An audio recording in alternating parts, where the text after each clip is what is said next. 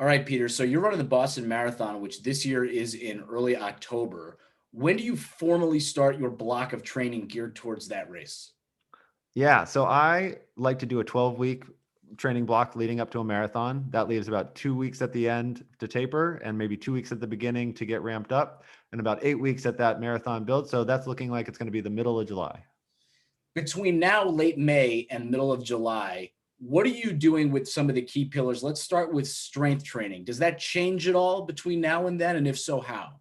Yeah, I mean, marathon blocks are so hard. I don't want to be training too hard leading into them. I just want my body to not be shocked once we get going. So I'll just try to be somewhat consistent, even if I'm not like pushing more reps, more weight, just trying to stay generally in the swing of things so that once I really start in July, none of it is too new.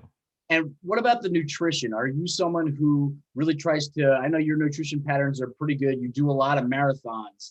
Do you sort of over index on trying to get into, I got to get ready for pre fueling for all these extra miles? Or are you thinking like, I don't want to think about super specific sports nutrition right now. Give me an extra burger and extra beer. Where's your philosophy? Yeah, I'm definitely looking at June with the world opening up, getting to see friends again. I'm excited to, always be trying to eat generally healthy, but just have a little more fun and not worry about an extra beer, an extra hamburger, more dessert for that month leading in. It's okay to go, I feel like, to go in.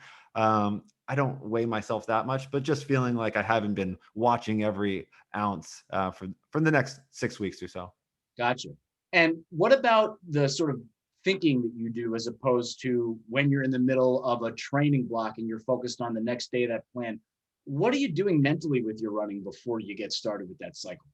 Oh, it's a good question. I mean, we'll lay out the training plan, sort of the sessions, which will typically be 2 sessions a week. Um, so we'll lay out the hard work and also the mileage that I'm going to do, and that gets me in the mindset of really sobering. Like, okay, this is going to be hard, and that naturally leads to like, well, why am I doing this? What are my goals for the race? Which will, relate to the paces that I'm going to be training at. Because the things we always say to between friends, like it's amazing by the end of a marathon training block what you're capable of, that even at the start you'll think like this is too fast, it's too long, like but so it's nice to look back at old journals and say like, okay, yeah, we got there over 10, 12 weeks. Anything that you're experimenting with before your training block gets started and you go back to the routines and habits you know that work?